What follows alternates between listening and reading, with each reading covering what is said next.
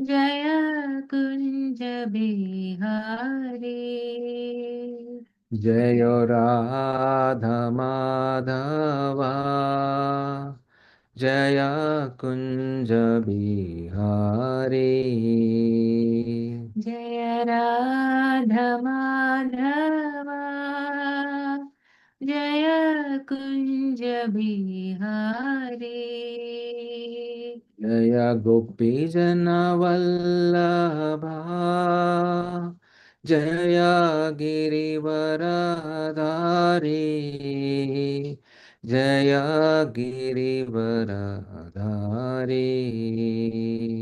जय गोपी जन वल्लभा जय गिरिवरधारी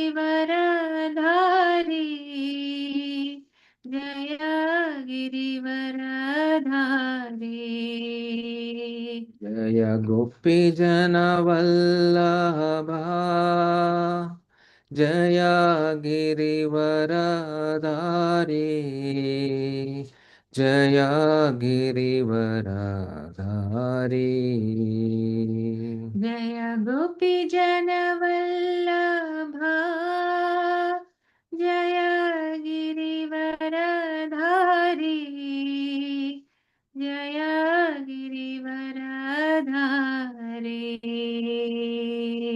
यशोदनन्दन व्रज जनरञ्जन यशोदनन्दन व्रज जनरञ्जन यशोदनन्दन व्रज जनरञ्जन यशोदनन्दन व्रज जनरञ्जन यशोदनन्दन व्रज जनरञ्जन यशोदनन्दन व्रज जनरञ्जन यशोदनन्दन व्रज जनरञ्जन यशोदनन्दन व्रज जनरञ्जन यमुनतीरावनचारी यमुनतीरावनचारी यमुनतीरावनचारी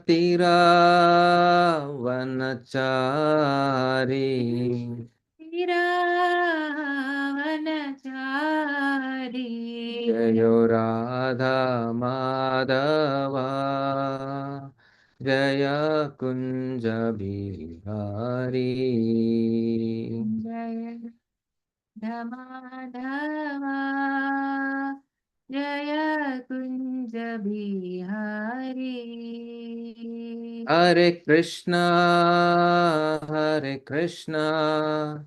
कृष्णा कृष्णा हरे हरे हरे राम राम राम हरे हरे। हरे कृष्णा कृष्ण कृष्ण हरे हरे हरे राम राम राम हरे हरे। हरे कृष्णा कृष्णा कृष्णा हरे हरे हरे राम राम राम हरे हरे। हरे कृष्णा कृष्ण कृष्ण हरे हरे हरे राम राम राम हरे हरे। हरे कृष्णा कृष्णा कृष्णा हरे हरे हरे राम राम राम हरे हरे। कृष्ण कृष्ण हरे हरे हरे राम राम राम हरे हरे। हरे Krishna Krishna Krishna Hare Hare Hare Ram, Ram Ram, Hare Hare. Hare Krishna, Krishna Krishna, Hare Hare, Hare Ram, Ram Ram, Hare Hare. Hare Krishna, Krishna Krishna, Hare Hare. Hare Ram, Ram Hare Hare. Hare Krishna, Krishna Krishna, Hare Hare, Hare Ram, Ram Hare Hare. Hare Krishna, Krishna Krishna, Hare Hare, Hare Rama, Rama Rama, Hare Hare. Hare Krishna, Krishna Krishna, Hare Hare, Hare Rama, Rama Rama, Hare Hare. Hare Krishna, Krishna Krishna, Hare Hare, Hare Rama, Rama Rama, Hare Hare. Hare Krishna, Krishna Krishna, Hare Hare, Hare Rama, Rama Rama, Hare Hare. Jaya Jaya Prabhupada, Prabhupada, Prabhupada, Jaya Jaya Prabhupada. Jaya Prabhupada, Prabhupada, Prabhupada, Jaya Jaya Prabhupada. Nitai Gaura Hari Bol, Hari Bol, Hari Bol, Nitai Gaura Hari Bol. Bol, Hari Bol, Hari Bol, Nitai Gaura Hari Bol. हरिनाम संकीर्तन की जय, श्रील प्रभुपाद की जय, श्रील गुरु महाराज की जय, निताय गौर प्रेमानंदे हरि बोल। हरे कृष्ण।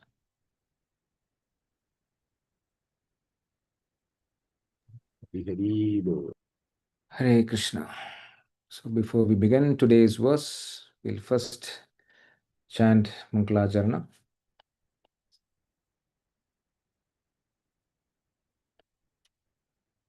ॐ अज्ञानतिमिरान्धस्य ज्ञानाञ्जनशलाकया चक्षुरुन्मीलितं येन तस्मै श्रीगुरवे नमः। श्रीचैतन्यमनोभीष्टं स्थापितं येन भूतले स्वयं रूप कदा मह्यं ददाति स्वपदान्तिकम्। वन्देऽहं श्रीगुरो श्रीयुतपदकमलं श्रीगुरुन् वैष्णवांश्च श्रीरूपं साग्रजातं सहगणरघुनाथान्वितं तं सजीवम् साद्वैतं सावधूतं परिजनसहितं कृष्णचैतन्यदेवं श्रीराधाकृष्णपादान् सहगणललिता श्रीविशाखान्वितांश्च। हे कृष्णा करुणा सिन्धो दीनबन्धो जगत्पते गोपेश गोपिकान्ता राधाकान्ता नमस्तुते। तप्तकाञ्चन गौराङ्गे राधे वृन्दावनेश्वरी वृषभानुसुते देवी प्रणमामि हरिप्रिये। वाञ्छाकल्पतरुभ्यश्च कृपा सिन्धुभ्येव च पतितानां पावनेभ्यो वैष्णवेभ्यो नमो नमः। नमो ॐ विष्णुपादाय कृष्णपृष्ठाय भूतले श्रीमते भक्तिवेदान्त स्वामिन्निति नामिने। नमस्ते सारस्वते देवे गौरवाणी प्रचारिणे निर्विशेष शून्यवादी पाश्चात्यदेशतारिणे। जय श्री कृष्ण चैतन्य प्रभु नित्यानंद श्री अद्वैत गदाधरा श्रीवासादि गौरभक्तवृंद। हरे कृष्णा कृष्ण कृष्ण हरे हरे, हरे Ram Ram Ram Hare Hare.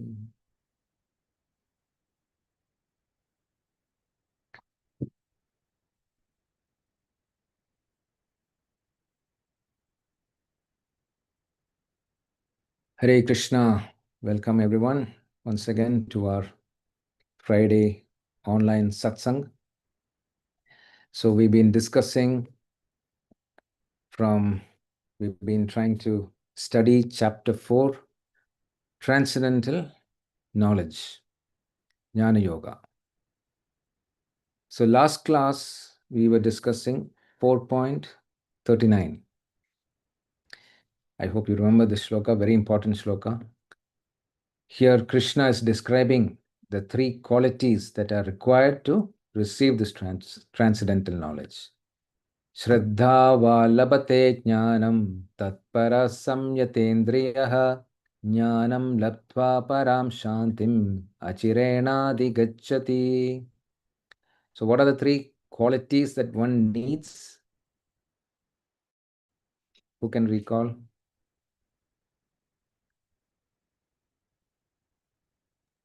Hare Krishna, Prabhu. Hare Krishna. Hare Krishna. Yes, Prabhu. That is 3 things. Shraddha, first one. That is faith. Yes. Trust in the divine instructions. And second is tatparaha, dedication. And samyatendriya, sense control. Yes. Thank you, Prabhu. So these are the 3 qualifications that are required for receiving this transcendental knowledge. Shraddha, Tatpara, and Samyatendriyaha.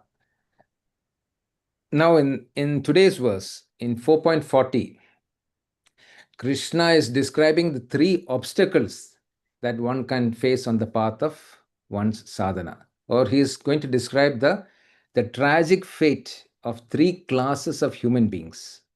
So in 4.39, he promises supreme peace. He says that if you have these 3 qualities, you are qualified to receive this transcendental knowledge, whereby you can attain param shantim. You will attain supreme peace, which we can attain very quickly. Acharayana adhigacchati. But in the next verse, in 4.40, this is the counterpoint that he's giving. He's giving a dark mirror of the sublime promise that he gave in verse 39. So let's see what Krishna is going to say. So 4.40. Ajñaś cāśraddadhānaś saṁśayātmā vinaśyati nāyaṁ lokosti na paro na sukhaṁ saṁśayātmanaḥ. Ajñaś cāśraddadhānaś saṁśayātmā vinaśyati nāyaṁ lokosti na paro na sukhaṁ saṁśayātmanaḥ. Ajñaś cāśraddadhānaś saṁśayātmā vinaśyati nāyaṁ lokosti na paro na sukhaṁ saṁśayātmanaḥ. Anyone would like to recite?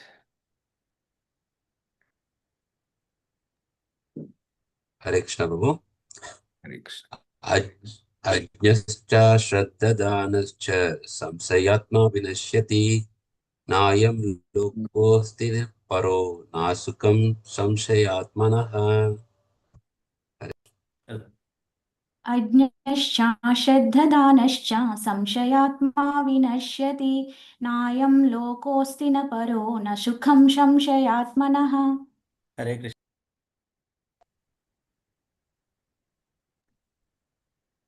Hare Krishna. Hare Krishna, Prabhu. Motherji. Okay, Motherji, please continue. Hare Krishna. Pranam, Prabhuji. Ajñascha shraddadhanascha saṁśayātmā vinaśyati nāyaṁ lokosti na paro na sukhaṁ saṁśayātmanaḥ. Hare Krishna. Hare Krishna. Bhagavad Gita 4.40. Ajñascha shraddadhānaścha saṁśayātmā vinaśyati nāyaṁ lokosti na paro na sukham saṁśayātmanaḥ. Hare Krishna. Hare Krishna, Mataji. Hare Krishna. Yes, Mataji, you can continue. Hare Krishna. Ajñaśādhanānaś saṁśayātmā vinaśyati nāyaṁ lokosi na paro na sukhaṁ saṁśayātmanaḥ. Hare Krishna. Thank you. Hare Krishna. ajñaś cāśraddadhānaś saṁśayātmā vinaśyati nāyaṁ loko asti na paro na sukhaṁ saṁśayātmanaḥ. Krishna. Hare Krishna. Ajñasya aśraddadhānaśya saṁśayātmā vinaśyati nāyaṁ loko asti na paro na sukhaṁ saṁśayātmanaḥ.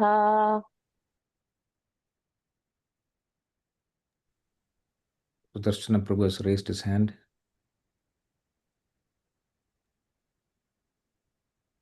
Hare Krishna. The Prabhu, may I? Sure, Prabhu, please. Thank you, sir. Thank you so much. Hare Krishna. Ajñascha śraddadhānaścha saṁśayātmā vinaśyati nāyaṁ loko asti na paro na sukhaṁ saṁśayātmanaḥ. Hare Krishna. Thank you, Prabhuji. Hare Krishna, thank you very much. So now let's see the translation. Translation and purport by His Divine Grace, A.C. Bhaktivedanta Swami Srila Prabhupada ki Jai. But ignorant and faithless persons who doubt the revealed scriptures do not attain God consciousness. They fall down. For the doubting soul, there is happiness neither in this life nor in the next.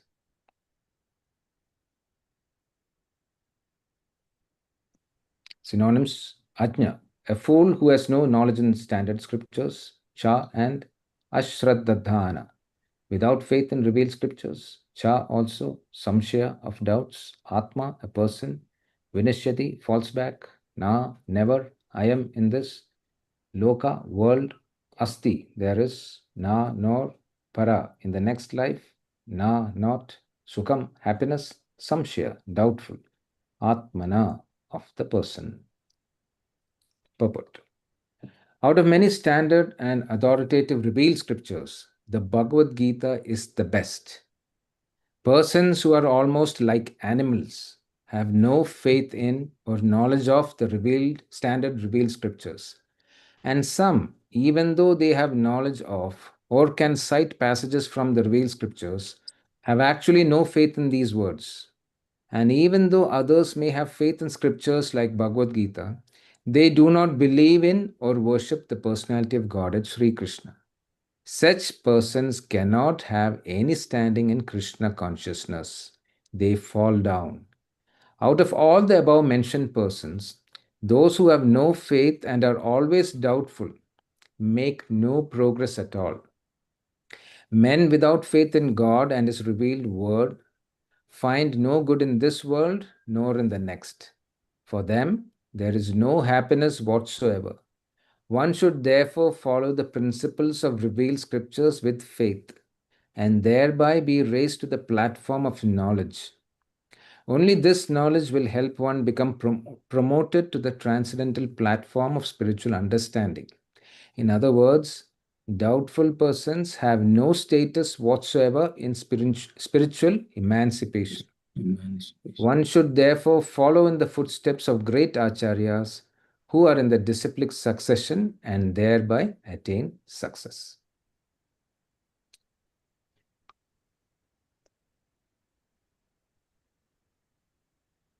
So in the previous verse, Krishna described what will happen if one has the three qualifications, FDS, faith, dedication, and sense control. If one has those three qualifications, he is eligible to receive transcendental knowledge. But here in 4.40, he is giving a contrasting situation. He describes three kinds of unfortunate souls. And who are they? One, ajña, means the ignorant. Second is cāśraddadhānaś, the faithless. And the third is saṁśayātmā, the doubting soul. So this verse is Krishna's warning.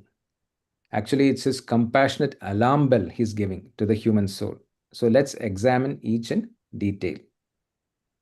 Why? Because our spiritual success or failure depends on understanding these distinctions. So the first one is ajñaha, the ignorant. So ajña means one who is ignorant. So jnana means knowledge, ajñana. So the prefix ajña denotes negation. So ajñana or ajñaha means one who does not know. So not ignorant in the ordinary sense of lacking academic education, but here it means that one who has not heard from authorized scriptures or from a bona fide spiritual master, and therefore he is ignorant about his own self. He is ignorant about God, and he is ignorant about the purpose of existence. So, what is the problem in being ignorant? And so, in the Vedic tradition, avidya or ajnana, ignorance is considered the root cause of material bondage. So Prahlad Maharaj in Srimad Bhagavatam in the 7th canto, he says, Nate vidus swartagadam hi Vishnum. He's saying that almost all the people in this material world, they do not know the real purpose of life because they are so much attached to this material world. They do not know that Vishnu or Krishna is the Supreme Personality of Godhead, and therefore they do not know the real, the purpose of this human existence. So what will happen if one is ignorant? Dharmena hina pashubis samana. This human society, if there is no culture, if there is no religion, it is as good as an animal society. It's not a human society. So who is the ignorant person in today's world? So consider the modern human being. He may be highly educated in technology, in science, in economics, and in culture, but yet he may be utterly uninformed about the soul, about karma, about liberation, about Bhagavan. He has no knowledge whatsoever. He may have so many material qualifications. He may be even a Nobel Prize winner, but he may be completely ajñaha in the context of the Bhagavad Gita because he has no knowledge of Atma or Paramatma or Bhagavan. So why is ignorance dangerous? There's a common saying in English, ignorance is bliss. But here Bhagavad Gita is giving a completely contrasting statement. Krishna is saying that ignorance is actually not bliss. Ignorance is dangerous. Why? Because it creates false confidence. A person may think, I know enough. I do not need the scriptures. I do not need a spiritual master. I can figure out everything by myself. And thereby, who is the loser? He himself. He loses the chance to get this beautiful wisdom of Bhagavad Gita. He loses the chance of getting the key to open the doors to the spiritual world. Therefore, real humility begins with the understanding that I do not know everything, and therefore I must hear from authority. So, what's the solution for the first category? They should be informed. They are ignorant, and therefore they should be given this knowledge. And how is that possible? There lies the importance of preaching Bhagavad Gita. If you look back, how did you get this information? It's by the mercy of some devotee. Likewise, the ignorant, they should be educated about the transcendental knowledge of Bhagavad Gita. You shouldn't be stingy. Don't keep this knowledge to yourself. Give this information to your family members, to your friends. Let them hear from a bona fide source. Let them associate with devotees. And by doing so, if they are intelligent, they will inquire further. And then they will start to chant the holy name. And thereby they will make spiritual progress. So that is why it is very important that we should give this knowledge to everyone. Recently, we had a Bhagavad Gita campaign where a lot of devotees, they sponsored Bhagavad Gitas. So if you think that you are not qualified to give this knowledge to others, the least you can do is by supporting, by donating Bhagavad Gitas. So, and that is considered the greatest social welfare work. It is not like giving money or food. If you give money, it will satisfy that person for a certain period of time. If you give food, it will satisfy his hunger for maybe a few hours. But if you give the knowledge of Bhagavad Gita, you are giving him a permanent solution. How to stop this cycle of birth and death. How to get out of this material world once and for all. How to end the suffering once and for all. So that is why this knowledge, or giving this knowledge to others, is considered the greatest social welfare work. So for that, we should be thankful to His divine grace, A.C. Bhaktivedanta Swami, Srila Prabhupada. Srila Prabhupada took so much of trouble to give this information, to transmit this transcendental knowledge to the whole world. At the age of 70, when he could have spent his retired life peacefully in Vrindavana, he took this challenge of traveling all the way to the United States of America, and that too in a cargo ship. He endured so much of difficulty, and even after reaching America, he had no contacts, hardly any money with him. But one thing he had complete faith.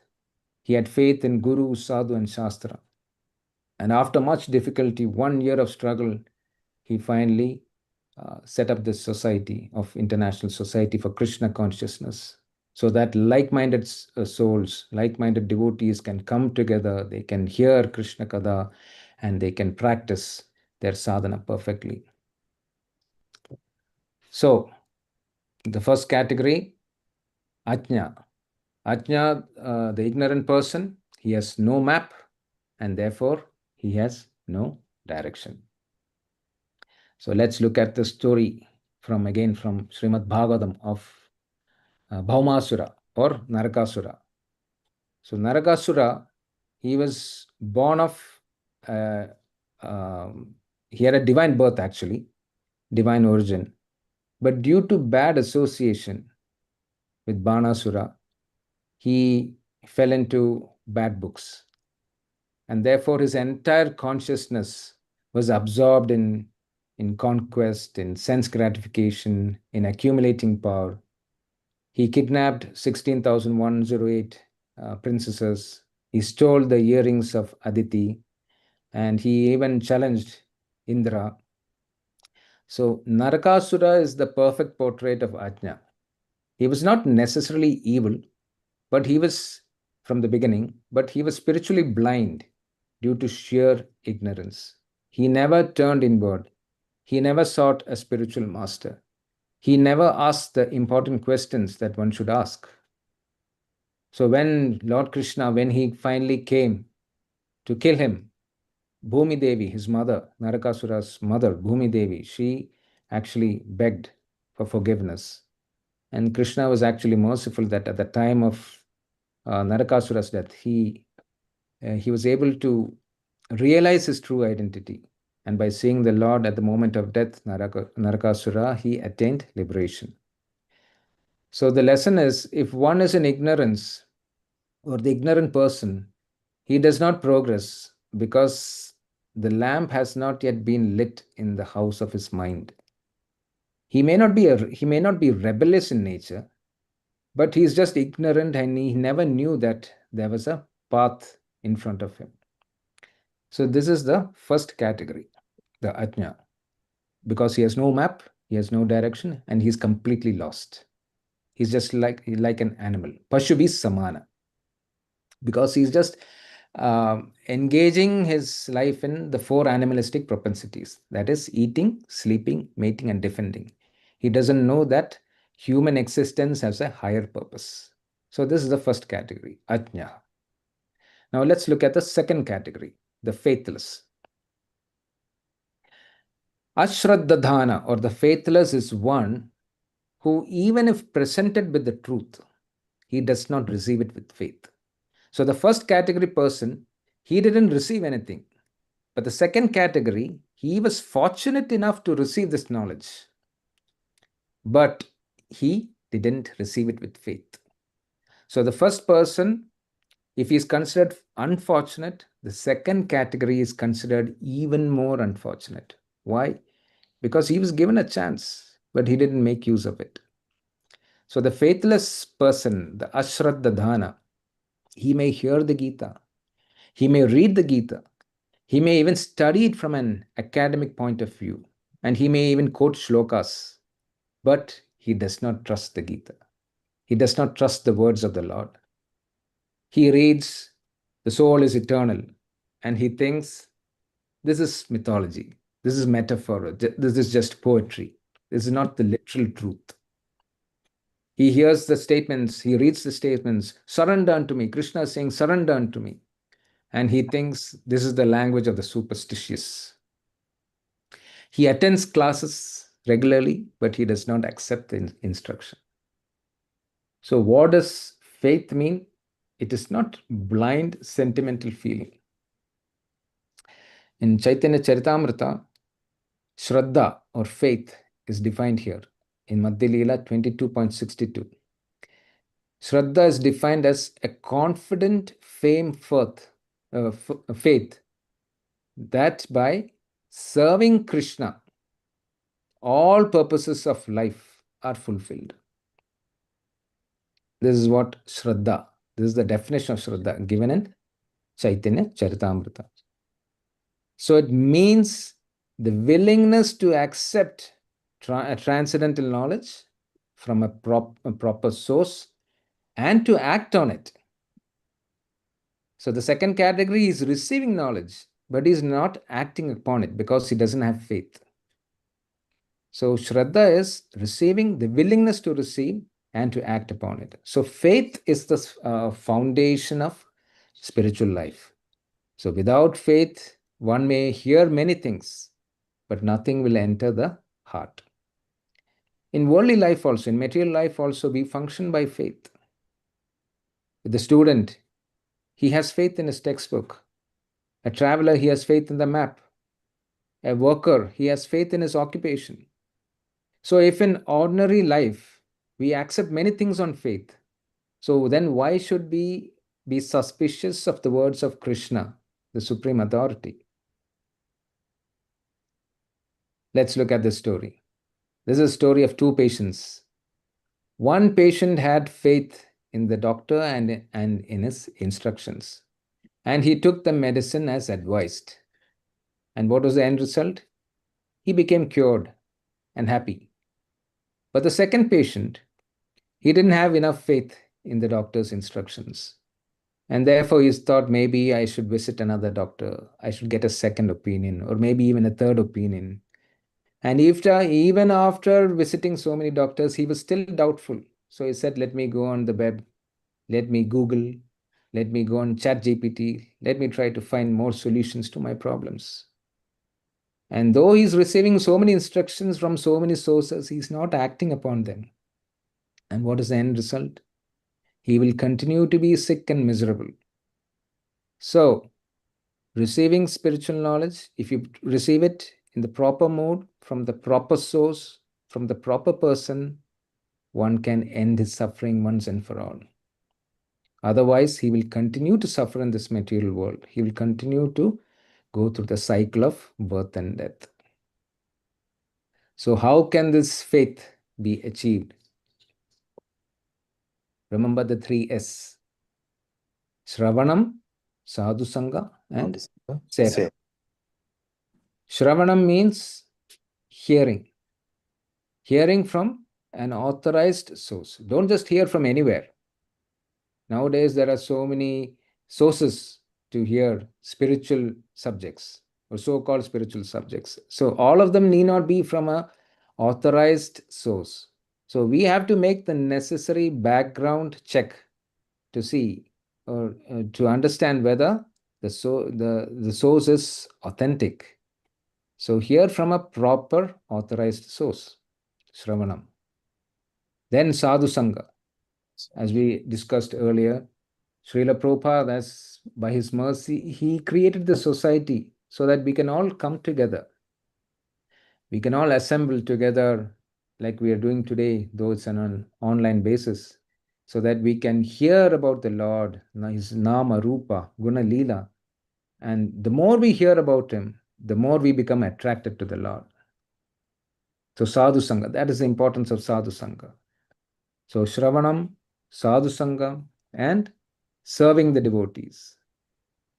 So Bhagavan becomes pleased when you serve him, but he becomes even more pleased when you serve his devotees. So seva, service. So follow the 3 S.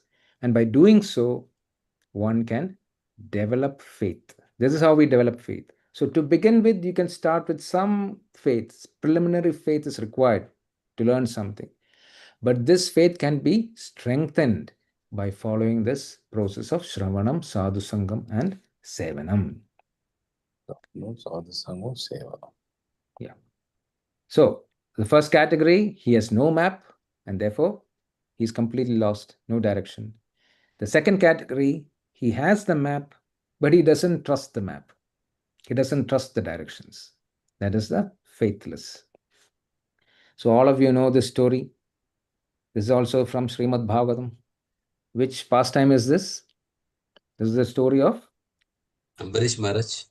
Yes, Durvasa Muni and Ambarish Maharaj. So Durvasa Muni was one of the most learned sages of the material cosmos. His knowledge of Vedas was unparalleled. Yet his heart lacked one thing that could have made all that knowledge fruitful. His heart lacked genuine faith in the Lord's devotee and in devotional service itself. So one day, Ambarish Maharaj, he was observing Ekadashi Vrata. At that time, Durvasa Muni arrived at his palace with his disciples, and the king welcomed him with great respect, and he invited him for a meal. So Durvasa Muni agreed, but he said, let me first go to the river, have a bath, I have to perform some rituals, and then I'll come back. So Ambarish Maharaj, being a very devoted servant of the Lord, he was now in a dilemma, because it was time to break the Ekadashi Vrata. The Parana time, the auspicious time to break the fast, was about to end, and Durvasa Muni had not yet returned. So if he ate before Durvasa Muni came, it would be disrespectful. But if he failed to break the fast on time, his Ekadashi vow would also be broken. So Ambarish Maharaj was in a dilemma. He didn't know what to do. So he consulted some learned Brahmanas, and they advised him, you can just take a small sip of water. So technically, you are breaking the fast. At the same time, you haven't eaten anything. Now, when Durvasa Muni returned, by his yogic power, he understood what had happened. And Durvasa Muni was famous for something. What was that? Angry. His temper. He was a very short-tempered person. So he felt very insulted. And what did he do? In his rage, he plucked a lock of hair, and with that he created a fiery demon to kill Ambarish Maharaj. And Ambarish Maharaj, he had so much faith in the Lord. He stood there calm, unmoving, fully surrendered to the Lord. And what happened? At once the Sudarshana Chakra, the divine weapon of the Supreme Lord, appeared. And it killed the demon immediately. And then the chakra turned towards Durvasa Muni. Durvasa Muni was terrified. He ran. His marathon started. He fled across the entire material universe. And finally, he went to Lord Brahma, the secondary creator, the topmost loka in this material world, Brahma Loka. He went all the way to Brahma Loka. And this chakra is right behind him. And he prayed to Lord Brahma. And Brahma said, I'm sorry, I can't do anything. He said, go to Shiva. Maybe he might be able to help you. So Durvasa ran to Lord Shiva's abode, fell at his feet, said, please help me. And Lord Shiva said, I'm sorry, I'm also helpless. I can't do anything. Maybe you go to Lord Vishnu. The chakra Sudarshana chakra belongs to him. He might be able to help you. So finally he reached Lord Vishnu himself. But the Lord gave an unexpected reply. What did the Lord say? The Lord also declined. He said, I can't do anything because I am completely dependent on my devotees. My heart is with them. Only who can help you? Only Ambarish Maharaj. Only he can forgive you. Only he can help you. At that moment, Durvasa Muni, he realized his mistake. And he returned to Ambarish Maharaj, who, very interestingly, he had been waiting all this time without eating. He was just waiting for Durvasa Muni to come back. And look at what shape Durvasa Muni returned. Is in disarray, and completely, he was in a totally different state. He fell at the Lord's feet and he begged for forgiveness. And Ambarish Maharaj, being very compassionate person, he prayed to Sudarshana Chakra to spare this sage. And immediately the Sudarshana Chakra withdrew. And Ambarish Maharaj thereby, he warmly served Durvasa Muni a meal, showing no pride, no anger, only humility and devotion. So this is what ashraddha, faithlessness, can lead one to. So besides ashraddha, some other lessons what other lessons can we learn from this Leela? One is that how true devotion can bring divine protection. Ambarish Maharaj had complete faith in the Lord, and thereby he was protected by the Lord. And the qualities of a devotee was also displayed by Ambarish Maharaj. He was so humble, so tolerant, so forgiving. And he was completely, surrendered to the Lord. So, and one more lesson that we can learn is how the Lord is completely conquered by bhakti. So, now we have completed 2 categories, ajña and cāśraddadhānaś. Now comes the 3rd category, saṁśayātmā, the doubting soul. So what is meant by saṁśayātmā? So here he has received the knowledge. He may have some faith, but mostly he doesn't have faith actually. And therefore he doubts whatever is being fed to him. In fact, very interestingly, Krishna uses the word saṁśayātmā. His very soul is characterized by saṁśaya. So just note that compound. So here doubt is not just a passing thought. It has defining quality. Saṁśaya has become his inner being. He has, as it were, built his spiritual identity around saṁśaya, around doubt. So he does not know, he does not trust, and he does not allow himself to trust anything. So every teaching is questioned. And he questions not to understand more deeply, but to avoid commitment. And this is the most unfortunate category. First category is unfortunate. The second is more unfortunate. And the third category is most unfortunate. Therefore, among the 3 obstacles, this is the most destructive obstacle of all. Why? Because doubt, saṁśaya, it paralyzes action. It weakens one's conviction. It makes a person unstable. He cannot commit himself to anything spiritual because his mind keeps pulling him from all different directions. So does it mean that one should not have doubts? One should not ask doubts? We should understand that healthy inquiry is not the same as destructive doubt. Honest questions are always welcome. In fact, in the same chapter, in verse 34, what does Krishna say? Tad viddhi pranipatena pariprashnena sevaya. He says to do 3 things. He says, pranipatena, approach a spiritual master. Second, pariprashnena, ask questions. But what should the mood be? One should be humble, submissively ask questions. Do not ask in a challenging mood. And the third is serve the spiritual master. And by doing so, the spiritual master will impart knowledge. Because they know the truth. They have seen the truth. They have experienced the truth. And therefore, they will impart knowledge. They are not obliged to feed you with transcendental knowledge. If you satisfy these conditions, and if you are qualified, the spiritual master will impart knowledge unto you. This is what Krishna says in 4.34.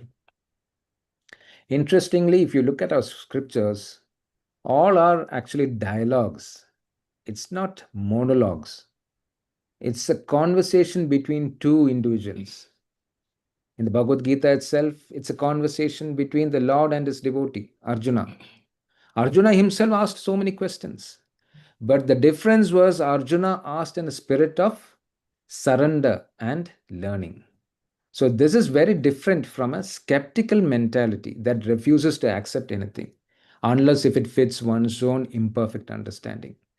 So that is the difference between the doubting soul and Arjuna.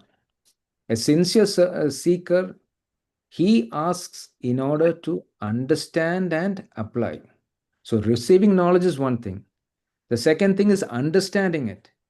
And the third thing is applying it in one's own life. If you don't apply it in your life, then all this knowledge is worthless. If it does not cause any transformation of one's heart, this is just information. So a doubtful person, he asks in order to delay, to resist, or to avoid surrender. And interestingly, if you look in this verse, Krishna says the word saṁśayātmā. How many times? 2 times he has used this word. Saṁśayātmā vinaśyati, the second line, which means the doubtful atma is destroyed. And the last line, na sukhaṁ saṁśayātmanaḥ. There is no happiness for the doubting soul. So samshaya is the disease of Kali Yuga. For instance, a scientifically oriented person, he may read the Bhagavad Gita, where Krishna says the soul is eternal. He gives so many characteristics of the soul in the 2nd chapter. But the scientific materialist, he may doubt the existence of the soul. Or the philosopher, he derives ideas from so many sources, from many ranges of source. He gets information from a broad range of sources. He tries to get information, but he doubts the supremacy of one path. So again, samshaya there. Or the compromiser, he thinks, oh, why should I bother undergoing so many austerity, chanting so many rounds? What is the need for all this? Is a real strict practice? Is it really necessary? So all these are doubts. And when allowed to become the defining character of one's inner life, what happens? It leads to vinaśyati. It leads to destruction. So why is doubt so dangerous? Because doubt attacks the root of spiritual life, which is faith. If faith is the root, then doubt is like poison poured at the root. So even if one has some interest in spiritual life, doubt keeps that person from growing further. So this is why doubt is very dangerous. For example, a person may start chanting, or he may begin studying scriptures, or he may begin associating with devotees. But if deep inside he is always thinking, maybe this is true, or maybe not, or maybe this path works, or maybe another path is better, maybe Krishna is supreme, or maybe not. So if he is in always constant doubt, then his heart, his mind never settles. So spiritual life, it requires commitment, and not just blind commitment, it should be informed commitment. It is not fanatical commitment, but steady commitment. And it shouldn't just be superficial interest. It should be deep faith, deep trust. So doubt keeps a person in a constant state of confusion, constant state of delusion, indecision. To begin with, Arjuna was indecisive. He didn't know what to do. So indecision is a serious obstacle, because spiritual path is something which cannot be achieved by casual experimentation. It requires surrender. it requires determination, it requires discipline and purification. Now, what will happen to these three categories? What does Krishna say? Ajñaś cāśraddadhānaś saṁśayātmā vinaśyati. Nasha means to destroy. Vinaśyati means completely destroyed. All three categories are completely destroyed. Destroyed means not just falling down or perishing. It does not necessarily mean physical destruction. Fall down means loss of spiritual standing. It means spiritual destruction, loss of direction, loss of purpose, and therefore eventual ruin. Now, some people might think fall down means only visible moral failure, but it can also mean something more subtle. This is something which we should understand. A person outwardly, he may look very religious, very philosophical, very respectable, but inwardly, he has fallen from the position of faith and sincerity. And because of that, he may stop progressing. He may lose the taste for chanting. He may become dry and critical. He may start doubting everything. And therefore, he starts following his own mind instead of the revealed truth. So this is also a fall down. So spiritual life is like climbing upwards. If one is not climbing upwards, if one is on an incline, suppose you stop, what will happen? You will automatically slide back. So similarly, in spiritual life also, there is no neutral position in the soul's relationship with Krishna consciousness. We are either going forwards or backwards. So therefore, this verse is a great warning. Krishna is saying, do not be careless with doubt. And what does he further say? Nāyaṁ loko paro sukhaṁ saṁśayātmanaḥ. He is focusing more on the third category. He is saying, for the doubting soul, for the saṁśayātmā, there is happiness neither in this world nor in the next. So the other two categories, they get at least some kind of material happiness. But the third category, because of his nature, because of being so critical and doubtful, he is not happy in the material world also. And not only in this life, in the next material life also, he won't be happy. So this is the worst category to be in.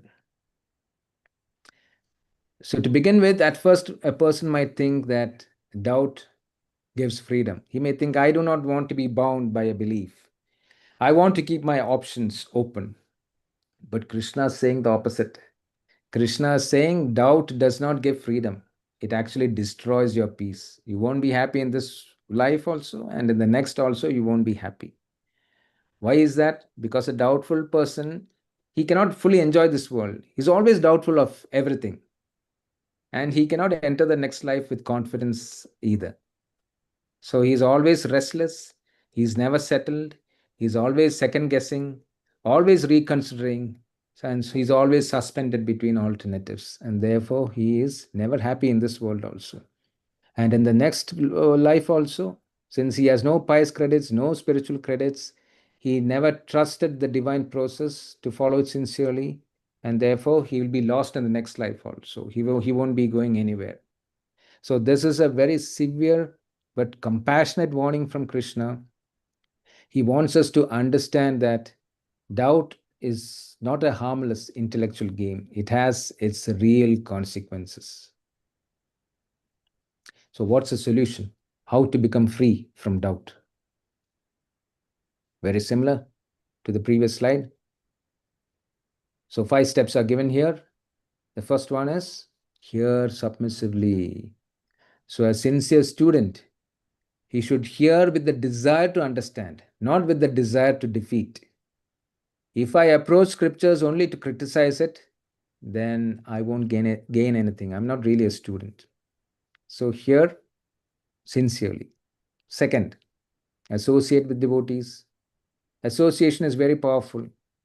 When we hear from those who are practicing Krishna consciousness seriously, our faith also becomes stronger. So faith grows in good association. We earlier saw the story of Narakasura, Bhaumasura, how in bad association his consciousness became clouded. He associated with Banasura, and therefore his spiritual consciousness was clouded. So if we associate with serious devotees of the Lord, our faith becomes stronger and our practice also becomes stronger. Number 3, follow a regular practice. So faith becomes steady when it is supported by practice. Therefore, take a vow that every day I will chant so many rounds of the Hare Krishna Mahamantra. I will read from the Bhagavad Gita or Srimad Bhagavatam. I will serve devotees. And by doing all these activities, by doing a regular practice, one's faith becomes strong. So a person may doubt in theory, but once he begins to practice sincerely, he experiences purification and clarity appears. The 4th, accept a Guru Parampara. So Srila Prabhupada stressed disciplic succession. We should not try to become our own authority. We should receive this knowledge from a genuine line of teachers who represent Krishna faithfully. And finally, pray. Pray for faith. Because faith is also a mercy. We should pray to Krishna to remove our doubts and make us steady in our sadhana. So doubt is not always defeated by argument. It is sometimes defeated by purification of the heart. So pray for faith. One final story.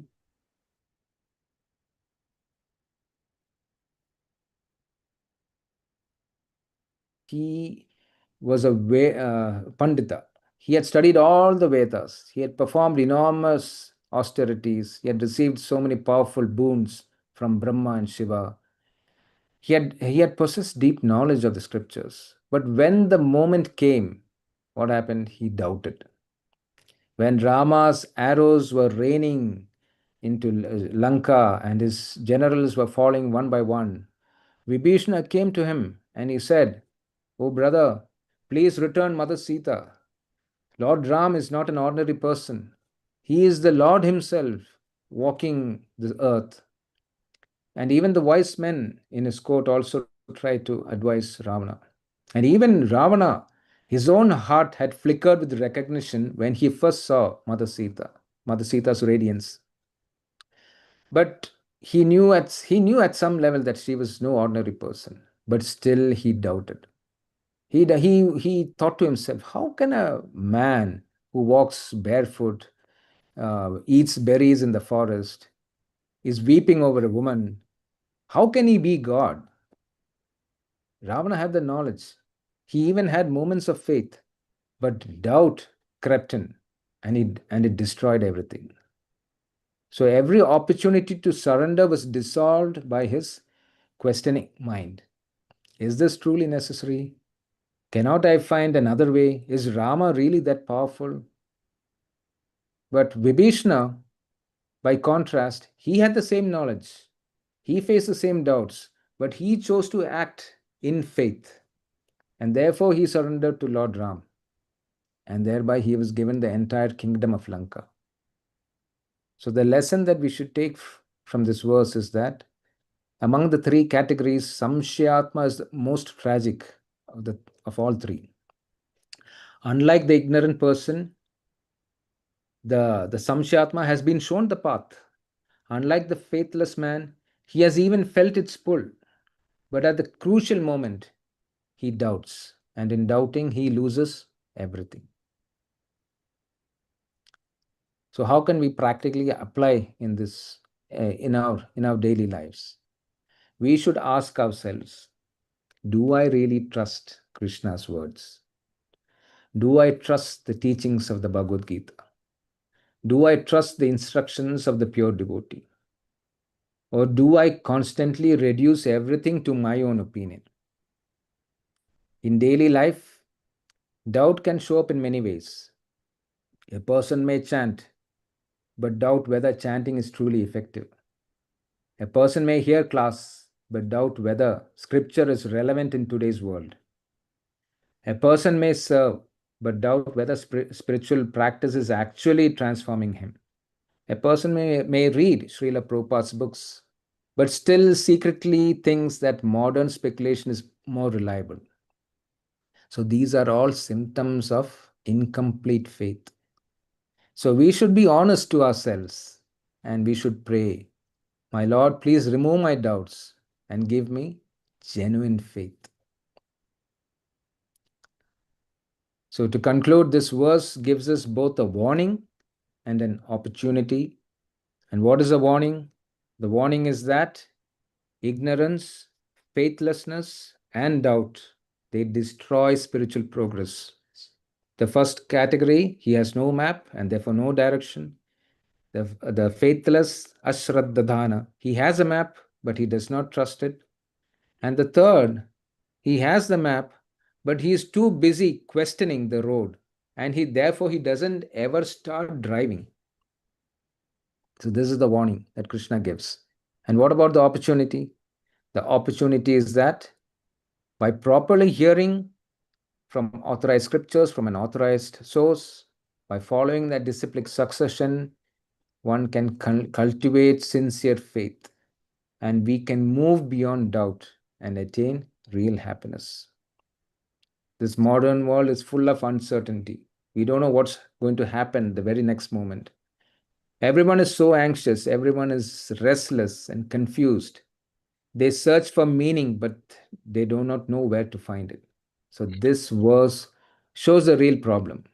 Without faith in transcendental knowledge, one cannot find peace. But Krishna, being very merciful, he is not leaving us hopeless. He is showing us the way also.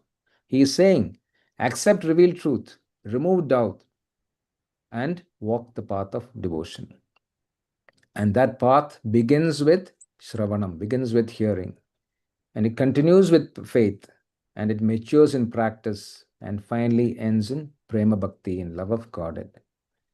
So let's pray that we may never become victims of ignorance, faithlessness, or destructive doubt. I will just conclude with one small story. This happened in North India some years back. A devotee who was chanting 16 rounds. He was married. His wife was a teacher. They had 2 children. And he was working in a tea estate. And one day he was diagnosed to have cancer of his mouth. And the doctors told him that you have only 3 more months to live. So this devotee, he thought, okay, I just have 3 more months. So why should I waste my time in a tea estate? So he quit his job and he started serving. He started doing seva in the nearby ISKCON temple. And he continued chanting his 16 rounds. And by doing so, miraculously, he was not able to open his mouth also. So he was finding it very difficult to chant. And despite that, he was chanting 16 rounds every day. And as he chanted, he thought anyway that I have more time now. I have plenty of time. I'm not working. So he thought that I'll chant more rounds. So he started chanting 32 rounds. And miraculously, this cancer started to slowly disappear. And then he went on to chant 64 rounds. And from 3 months, many years passed. He survived that ordeal. And till today, he continues to chant 64 rounds every day, every single day. His wife is just a teacher. They have very meager income. They earn just about 7,000 rupees a month. But still, they have 2 children. And still, they are very happy. They are serving the Lord in whatever way possible. And why? Because he had so much faith in the Lord. So let us also try to become sincere servants of Krishna. Let us try to be sincere followers of Srila Prabhupada and sincere students of Bhagavad Gita. Thank you for your patient listening. Hare Krishna. Srila Prabhupada ki jai. Srila Guru Maharaj ki jai. Nitai Gaura Premanande. Hare Hari Hari Hari Bo. Hari Bol. Hari Bol. Prabhuji. Thank Hare you, Krishna. Prabhu. Hare Krishna. Prabhuji, as usual, wonderful class, beautiful slides. So we think we need to learn AA from you. You have to take AA class also for us. Thank you, Prabhu. Yes, Prabhuji. Hare Krishna. Devotees, any doubts on this? Actually, there should be no doubt because the sloka is about saṁśayātmā vinaśyati. Those who are having doubt, they are finished. So I think nobody will have any doubt in this. So no doubts here. No doubt. Because Prabhuji already shown on last slide what will happen if you have doubt. If you are doubtful, yes. Devo. Yeah. Yes. So lot of chat, some President Prabhu, Hare Krishna, wonderful class with all of us. Really appreciated Prabhuji's. What is it? Prabhuji's great class. Okay, thank you, Prabhu. So, of course, there will be no doubts. I think so.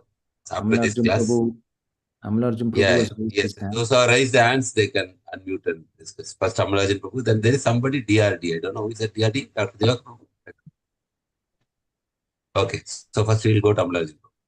Yes, Prabhuji, Hare Krishna. Hare Krishna, Prabhu. Yes, Prabhu. After Amalarjun Prabhu, I will speak. Okay, Prabhu. Hare Krishna. Yes. So, Hare Krishna, Anuttama Gopal Prabhuji, and all the assembled devotees. So, thank you so much for this wonderful class on Bhagavad Gita 4.4. Your explanation was so clear, so simple, so thoughtful, and you have actually helped us to understand how doubt can be very, very dangerous in our spiritual life, and how it is important for us to develop faith, sincerity, and having a proper understanding of the scriptures, so that we can actually progress in our spiritual life. I think the way you have actually explained that a doubtful person actually loses peace and he cannot move forward is very striking. Actually, it's really very, very striking, because in our practical life, I think most of us, whether in material life or in spiritual life, I think the first hazard or the first aspect of our downfall begins with doubt. And I think you have brought out this aspect very strongly, that doubt is just not a passing weakness, but it is definitely becomes a character if it keeps repeating again and again. So I really love the class in every aspect, Prabhuji. I have made a lot of notes actually. You mentioned about ajñaś, cāśraddadhānaś, and saṁśayātmā, unfortunate, more unfortunate, most unfortunate, and then you actually linked it towards the end. You spoke about the first aspect is a person who doesn't have a map.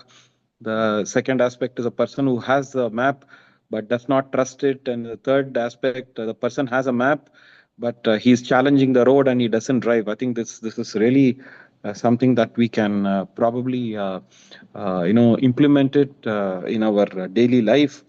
And also, you also gave solutions. Generally, what happens is we know the problem, but as a doctor, you and Mataji, you are good in giving the prescription. So hearing submissively, associating with devotees, regular practice, taking sankalpa, then accepting the Guru Parampara and praying for faith. I think that's very important. Sometimes, we are left with in a situation where we don't know, we are helpless, not knowing what our solutions are.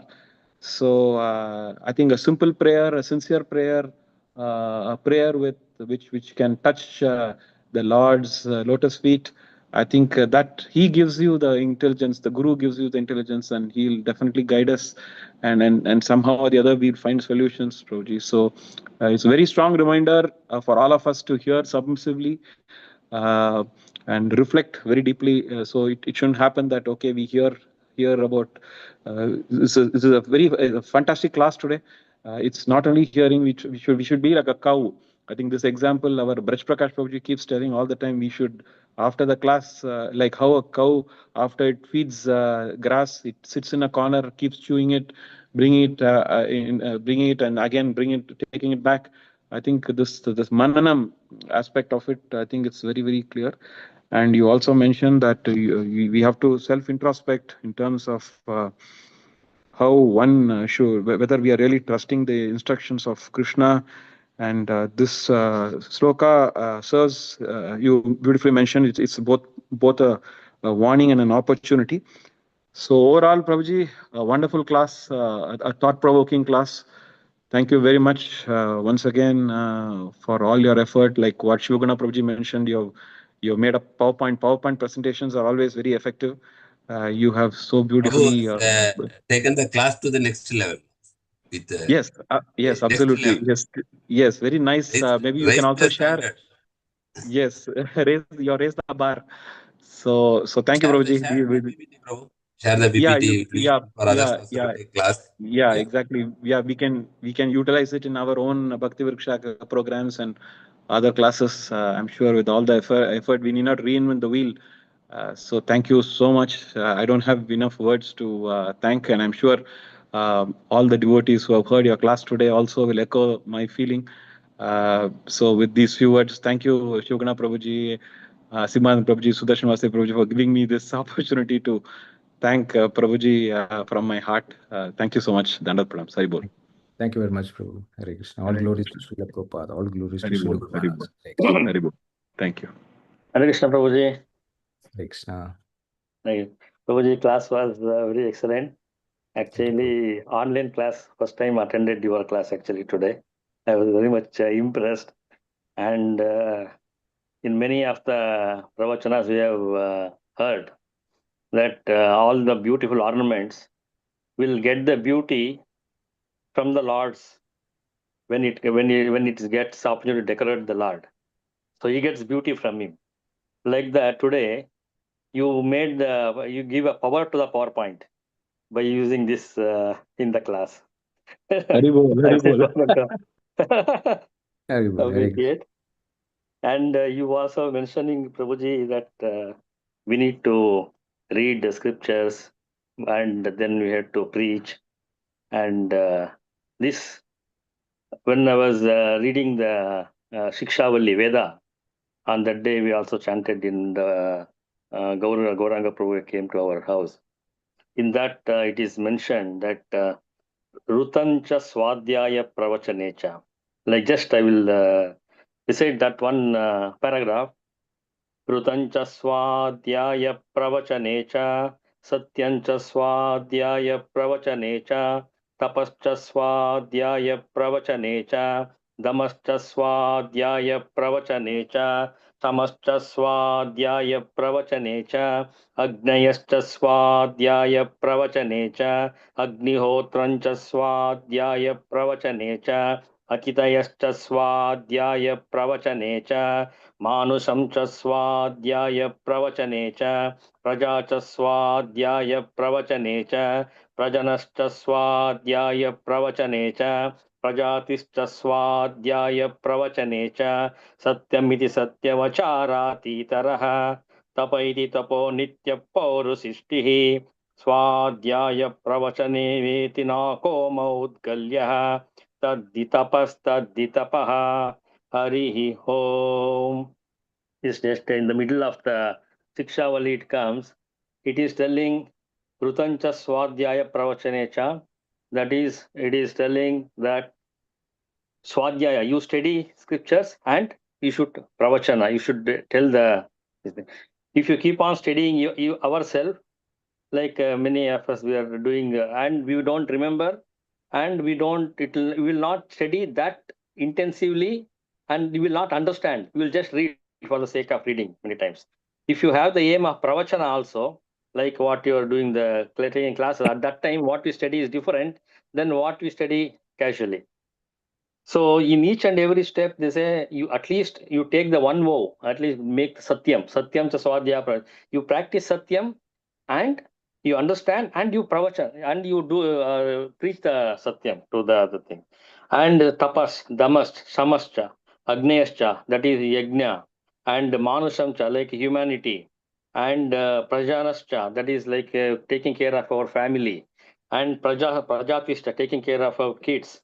like the tapa, everything. But one of the Rishi tells, Satyamiti Satya Vacharati Taraha. He says, only Satya, we should practice only Satya, that is enough.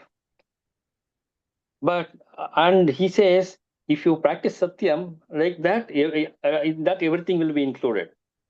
Because one who follows, keeps the Satya as one of the goal for him, when he's practicing that, all the other things also will be part of that. That's what he says. And another one, lastly, the one who, his name is Nako, Rishi, is a son of Maudgalya Rishi. He says, Swadhyaya Pravachane Yeveti Nako Maudgalya. He says Swadhyaya, studying, and Pravachana. So finally he tells that that is the ultimate. So that's what you people are doing. It's a very commendable job, Prabhuji. And thank you very much for giving me this opportunity to tell about these things. Because yesterday only I was listening to this pravachan about this verse, and I could able to relate to your class today. Hare Krishna, Prabhuji. Thank you, Hare Prabhu. Krishna. Right. Srila Prabhupada also says preaching is the essence. Yes, Prabhuji. And he also says, out of all the devotees, one who preaches is more dear to Lord Krishna. Hare Krishna. Hare Krishna. Yes, Prabhu. Thank you, Prabhu. Thank you, Prabhuji. Thank you. Hare Krishna. ಹೇಳ್ಬಿಟ್ಯಾ ಏನೋ Huh? ಹೇಳ್ಬಿಟ್ಟಿ ನೀನು ಇಲ್ಲ, ಇದು ನೆನ್ನೆ ತಾನು ಕೇಳಿದೆ ಇದ್ರದನ್ನ. ಇದೇನು ಇದು ಅಂತ ನಮಗೆ ಗೊತ್ತಾ. Prabhuji, Asimanand Krishna Prabhu. Hare Krishna, Prabhuji. Dandat pranam. Hare Krishna. Dandat pranam. Thank you, Prabhuji. This Anuttama Prabhuji is wonderful class about today. Actually, it was impressed that last story of that real story Prabhuji was telling about the cancer patient. And I just want to share one more actually.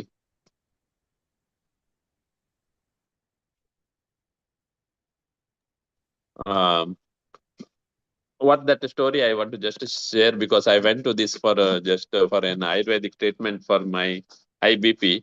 The doctor's name is Namacharya Das. He's the our Gopal Krishna Goswami Maharaj's disciple. What I want to tell is, in his life he faced a lot of issues like this.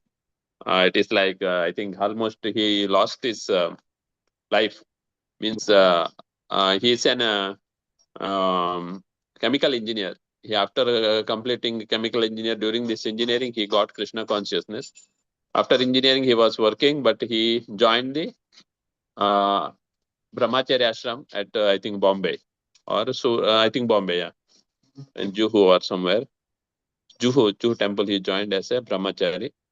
And after a few years, actually he, because of he almost like a paralyzed, it's not paralyzed, it's like he lost one part of his feet completely. He don't have any power, he unable to walk. He was on the wheelchair so many years, and he went for so much of treatment, so much of searching the doctors, so many things. But there was many, the doctors told this disease don't have any treatment. It is like millions one getting this type of disease. Like that, I think he got that advice. And even his parents, actually, they were staying in Maharashtra, some Parbani area.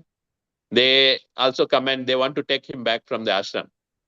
But he did not went out from the ashram. He was staying in Brahmacharya, because if he going to his parents, because parents are not favorable for Krishna consciousness, he did not went. He was stayed in the ashram itself. But after for first year of this paralysis, he got another problem of his right or left eye.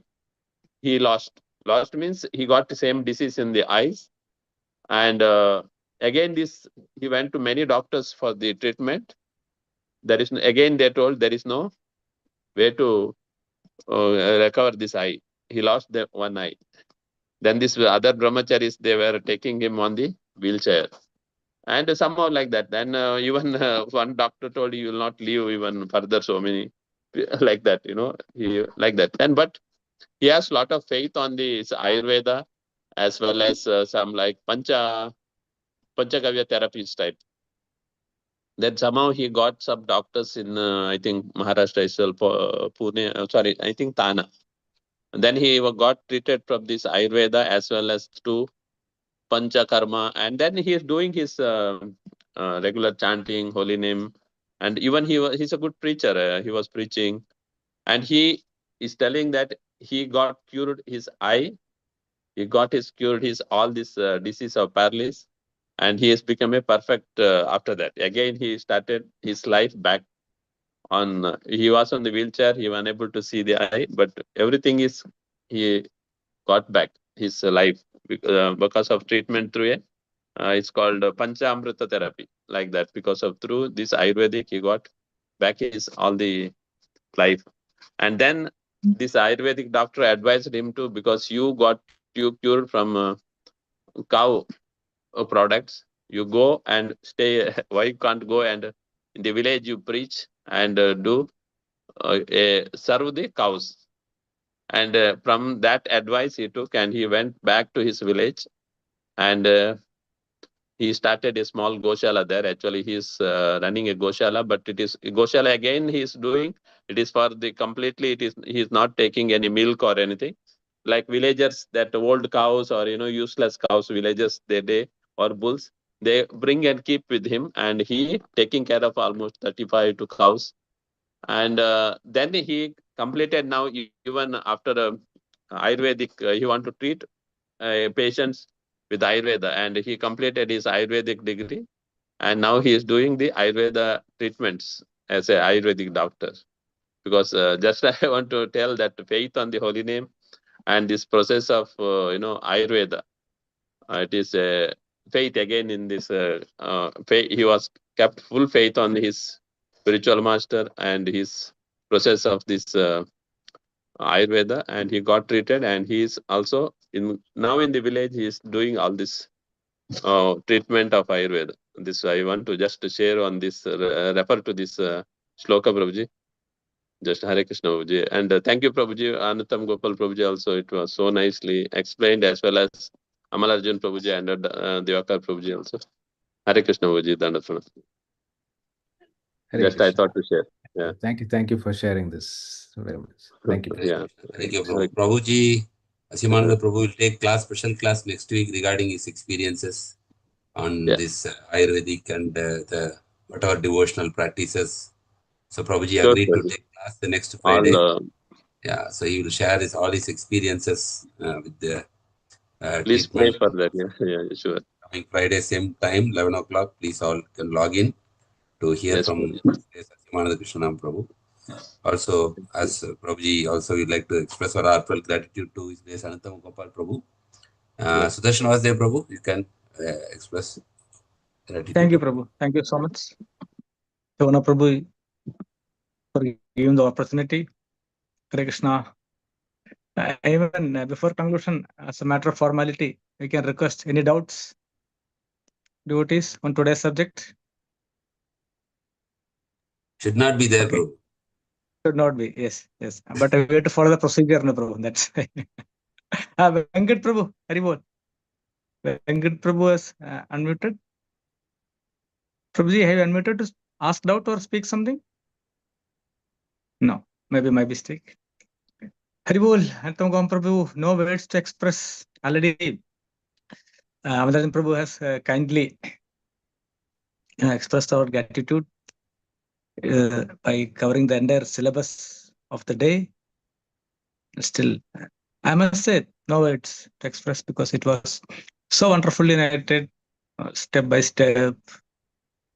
The flow was superb, and so much encouraging, enlightening, and promising. Of course, how much of austere one is. Like, we have many austere devotees among this 30-odd crowd here. We know how dilly-dally the material world is. And Mama Maya Dhurateya, as Lord says, she does all possible, because Maya, Prabhupada says, Maya is as powerful as Lord by Lord's mercy. Like Lord places devotees even above him. Aham Bhakta Paradina. As in the case of Ambrish Maharaja, he told, I am controlled by devotees, controlled by my devotees. Let's say. So to practice, to walk the talk, today class is a must. It must be repeated. Like all request all devotees to keep a recording of this. Whenever in doubt, take this as a panacea. Okay, this will immediately remove all the doubts, and transformation will be assured. Yeah, recording is shared, Prabhu, the group, and Yes, you can yes, share with your friends yes, or yes. family. Yeah, recording Correct, is available in the group. Right, Prabhu. And as Prabhu told, there is no stop. No, there is no parking gear here. Either forward gear, and for the unfortunate one, the reverse gear. So always be in the D, forward gear, okay, or in the 5th or 6th gear. How do you call that? Overdrive, devotion service. So thank you, Anuttama Gopal Prabhu. So let us take shelter of holy name, so that Prabhu may enlighten us and many other fallen souls in the future. Prabhu, family, Prabhu's relatives, friends. Prabhu's father was here. Dr. Prabhu was there. Prabhu left. Dr. Sudavan Prabhu. Okay. And Prabhu's mother, Gita Mataji, and the better half, Modi Mataji, and the little Bhavya, and Prabhu's brother Aravind, who also, all the family members have contributed so much for Bhagavad Gita, Dana also. And Prabhu purifies and enlightens his environment. That is evident from the services Prabhu is providing. So take shelter of holy name 3 times to express our gratitude to Anuttama Gopal Prabhuji for his wonderful enlightening efforts. Hare Krishna, Hare Hare Krishna, Hare Krishna, Krishna Krishna, Hare Hare, Hare Rama, Hare Rama, Rama Hare Hare. Hare Krishna, Hare Krishna, Krishna Krishna, Hare Hare, Rama Hare Rama, Rama Rama Hare. Rama Rama, Hare Hare Krishna, Hare Krishna, Krishna. Krishna Hare Krishna, Krishna